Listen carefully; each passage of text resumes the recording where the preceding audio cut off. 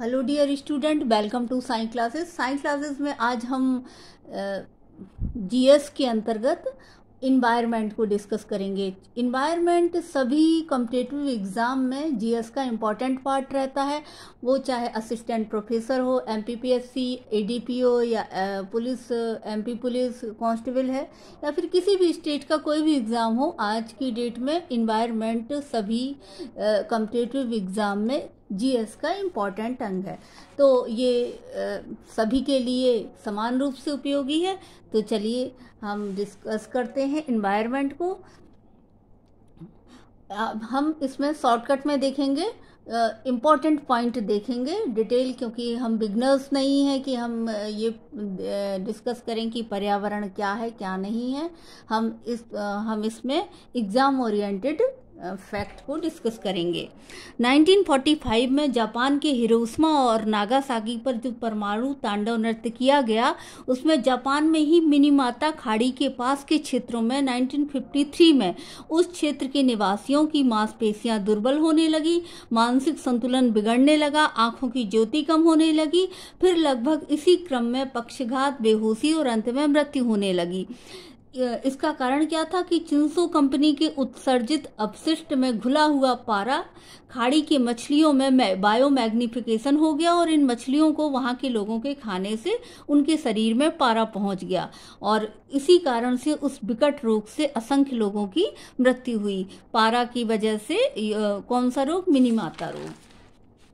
साधारण तौर पर प्रदूषण को पर्यावरणीय घटकों जैसे वायु, जल, मिट्टी आदि के आधार पर हम वर्गीकृत करते हैं, लेकिन इनका वर्गीकरण प्रदूषण कारकों के आधार पर भी किया जाता है, जैसे कि सीसा, पारा, कार्बन डाइऑक्साइड, ठोस अपशिष्ट, परमाणु अवताप, ध्वनि, जैवनाशक आदि। हम पहले वायु प्रदूषण को डिस्कस करेंगे कि वायु प्रदूषण किस वजह से होता है। वायु प्रदूषण का मानव पर प्रभाव क्या होता है कि अनेक हानिकारक प्रभाव पड़ता है, जैसे ब्लैक लंग रोग, कोयला खानों में काम। आपको ये देखना है कि कौन सा रोग किस जगह और किस रीजन से होता है। जैसे ब्लैक लंग रोग कोयला खानों में काम करने वाले मजदूरों में फेफड़ों में कोयले के महीन कण पहुंचने से होता है।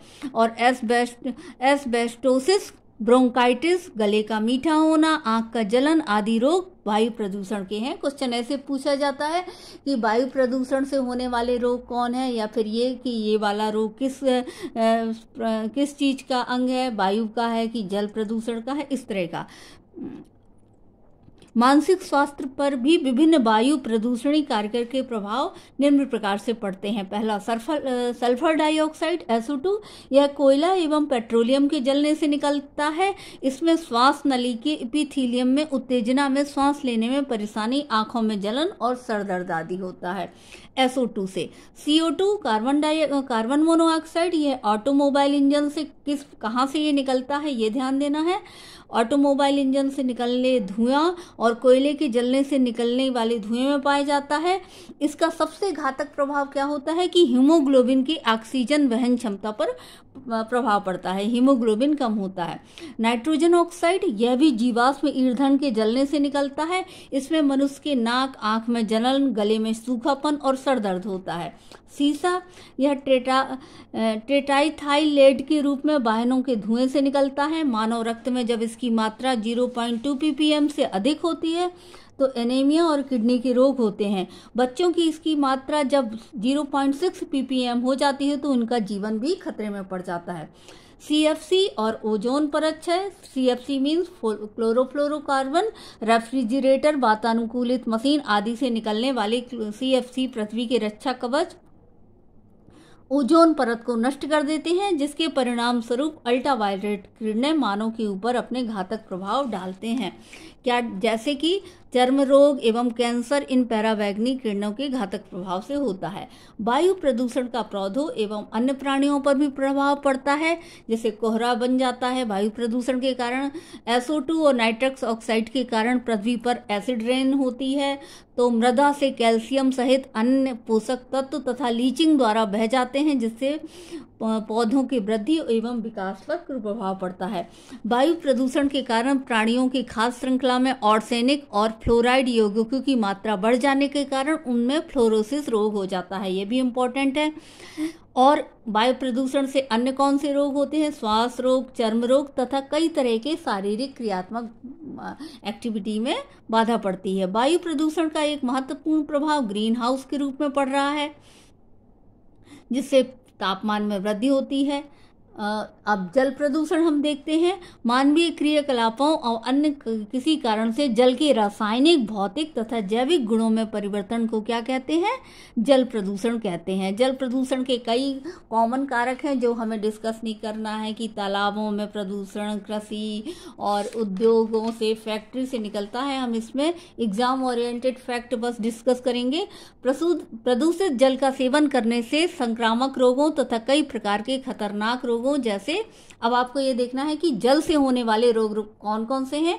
हैजा, हेपेटाइटिस, टाइफाइड, अतिसार, पैचिस, फेफड़ों का कैंसर तथा पेट की और अनेक रोगों का आविर्भाव होता है। भारत में 30 से 40% लोगों की मृत्यु जल प्रदूषण के कारण होती है। पारा, सीसा और कैडमियम जैसे अनेक धात्विक तत्व खास श्रृंखला के जरिए हमारे शरीर को नुकसान पहुंचाते हैं।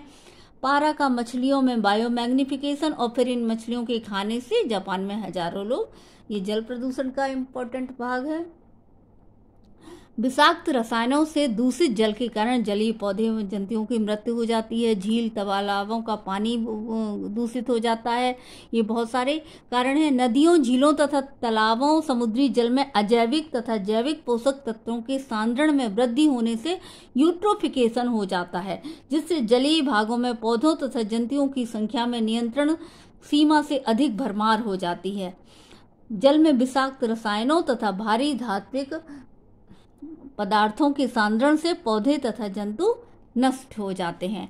मृदा प्रदूषण के प्रमुख कारण क्या है? भूक्षरण, सिंचाई जल में हानिकारक लवण एवं रसायनों का मिला होना, औद्योगिक अपशिष्ट, रासायनिक उर्वरक तथा अनेक तरह के जैविक रसायन इसमें शामिल हैं। इसका प्रभाव क्या होता है? मानव, पौधों और अन्य जंतुओं में पड़ने वाले प्रभाव क्या है? बहुत से कीटनाशी, शाकनाशी हमारे खाद्य श्रृंखला में प्रवेश कर जाते हैं। कौन से? DDT, T4D, 2,4,5T, ये है मृदा प्रदूषण के कारण। ध्वनि प्रदूषण शोर शराबे से होता है। ये आपको जानना है कि साधारण बोलचाल की भाषा की तीव्रता 60 डेसिबल तक होती है तथा एक साधारण मानव, इम्पोर्टेंट है, 130 डेसिबल 130 डेसिबल तक की तीव्रता वाली धुन सुन सकता है। इससे ज़्यादा मनुष्य की क्षमता 60 से 130, आपको ये नोटिस करना है। 80 डेसिबल से अधिक तीव्रता वाले ध्वनि का श्रवण शक्ति पर विपरीत प्रभाव होने लगता है तथा 120 से अधिक डेसिबल वाला शोर इसे इतना अधिक विकृत करता है कि कानों की संवेदनहीनता हो जाती है। ध्वनि के स्रोत और डेसिबल ये भी पूछ लिया जाता है कि फुसफुसाहट 10 से 30 डेसिबल, बातचीत 50 से 60, यातायात, मोटर का शोर 60 से 100 डेसिबल, बिजली की कड़क 120 डेसिबल, जेट विमान 140 से 150 डेसिबल, रेलगाड़ी का शोर 110 से 120 डेसिबल होता है।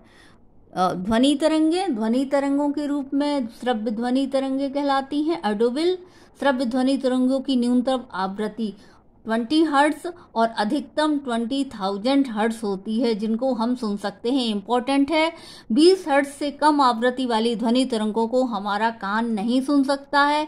इसे इंफ्रासोनिक तरंगे कहते हैं। और जिन तरंगों की आवृत्ति 20,000 हर्ट्ज से अधिक होती है उसे अल्ट्रासोनिक ध्वनि तरंगे कहते हैं। इसे भी हम नहीं सुन सकते।